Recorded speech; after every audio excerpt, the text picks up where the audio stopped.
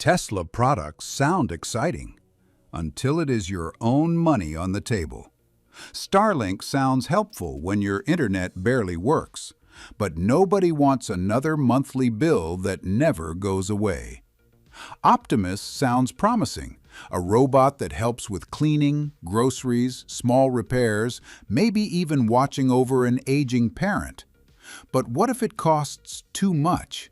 What if it breaks down and sits in the corner, an expensive machine collecting dust? And a Tesla car sounds like a smart escape from unpredictable gas prices. Then you start doing the math, the battery, the insurance, the repair costs, whether FSD is really worth paying for. That is why Terafab matters. Not because of a headline about 2-nanometer chips, not because of a $25 billion factory, but because the chip inside every Tesla product may decide whether that product actually saves you money or becomes one more expensive promise you end up regretting. The real fear is not technology, it is buying wrong. Most people our age are not against new technology. The problem is trust. At 65, the question changes. You stop asking, "Is this impressive?" You start asking, "Will this make my life easier? Or will it create a new headache I cannot afford?" A Tesla car can look like freedom. No more gas stations, fewer moving parts, quiet, smooth driving. Maybe even driver assistance that takes real stress off your shoulders on long trips or late-night drives.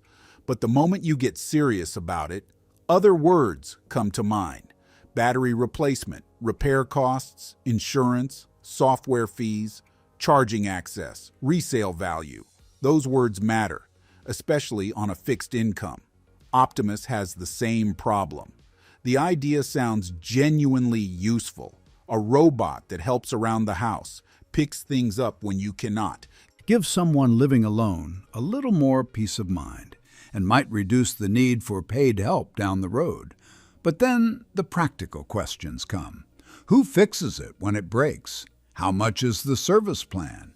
Can it handle stairs, pets, and the unpredictable layout of a real home? Will it actually do useful work or just wave on a stage? Starlink carries the same doubt.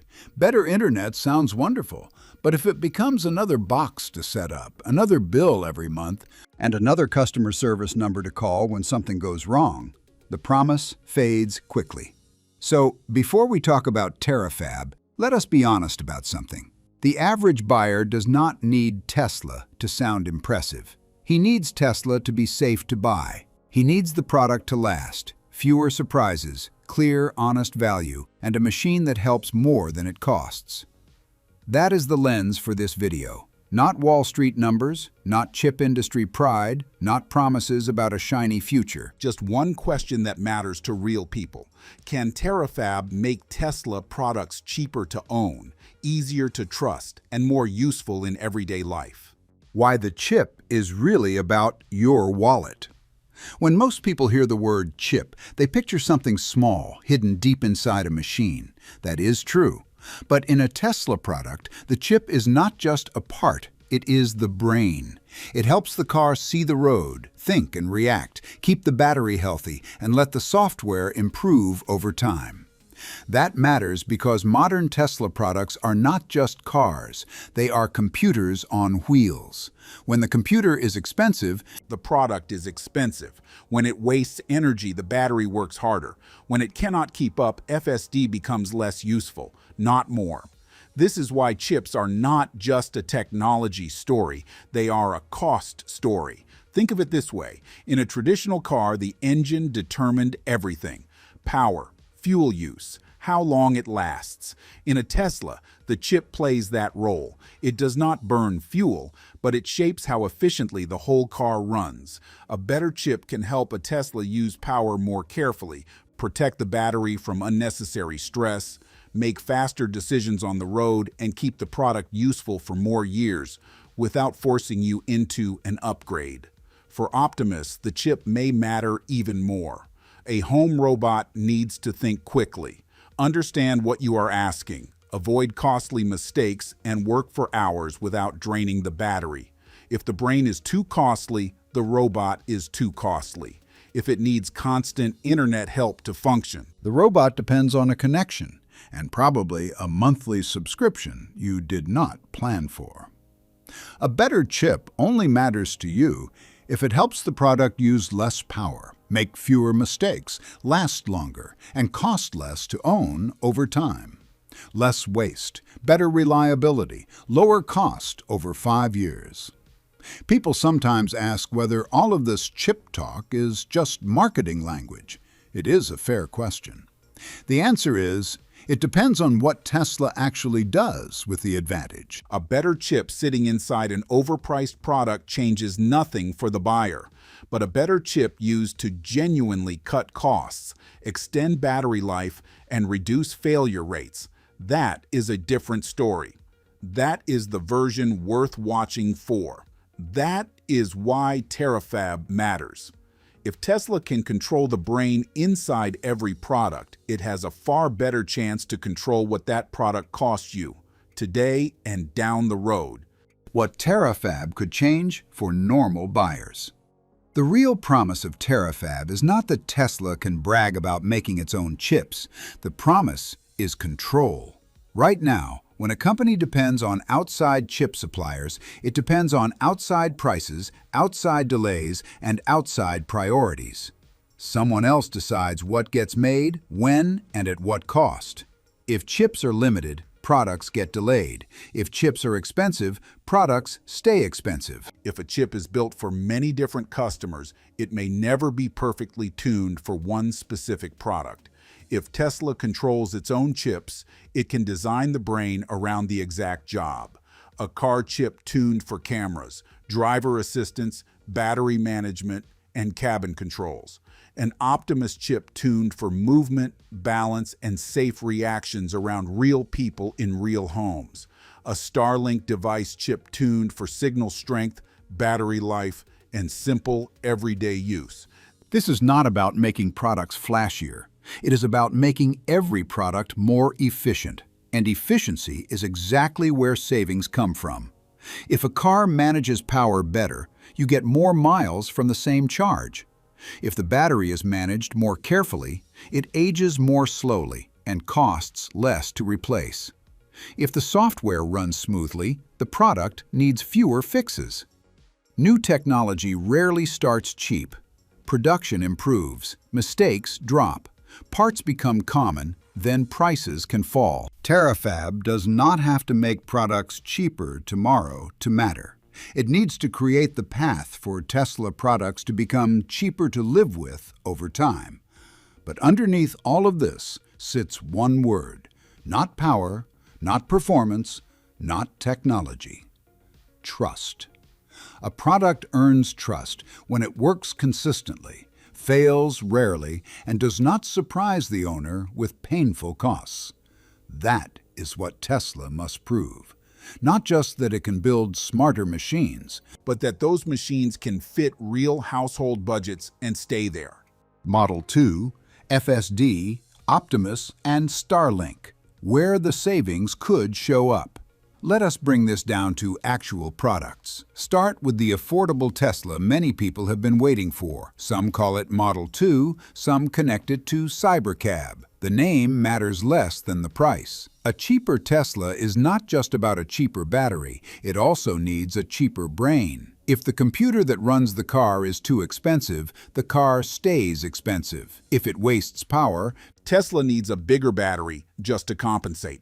Terafab could help if it lowers the cost of that brain and improves how the car uses energy. That does not guarantee a low price, but it could make a low price more realistic. Now look at FSD. For older drivers, it is personal.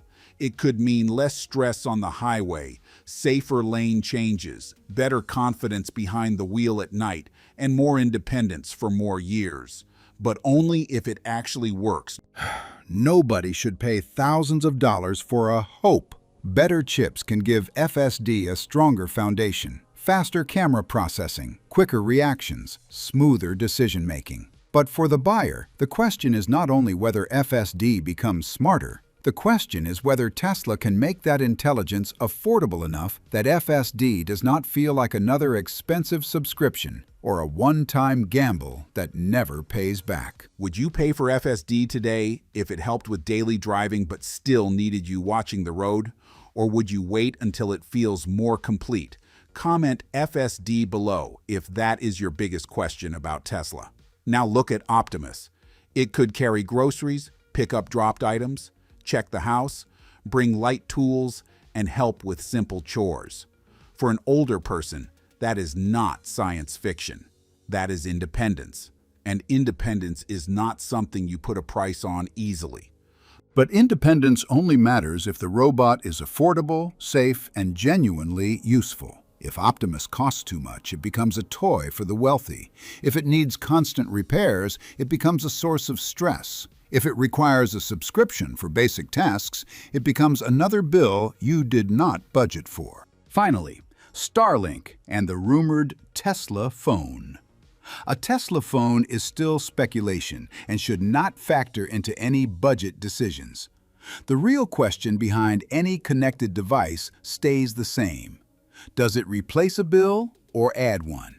If it provides reliable service where your current internet fails, that is real value. If it helps during travel or unexpected emergencies, that is real value. But if it simply adds another monthly payment, the smart move is to slow down. A smart device is not smart if it quietly drains your wallet. The real win is lower cost of ownership. A low sticker price gets your attention, but it is not the whole story. The real question is what the product costs after you bring it home. That is cost of ownership, and it is the number that actually matters. A cheap car is not cheap if it breaks often. A cheap appliance is not cheap if repairs nearly match the price of a new one. Tesla products must pass the same test. A Tesla car should be judged by the monthly payment, charging costs, insurance, tire wear, battery health, repair risks, and any features you may have to pay for later. FSD should be judged by whether it genuinely reduces stress enough to justify what it costs.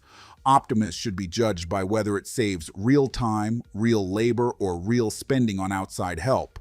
Starlink should be judged by whether it solves an actual problem, without creating a bigger bill in its place. Terafab could help with all of this.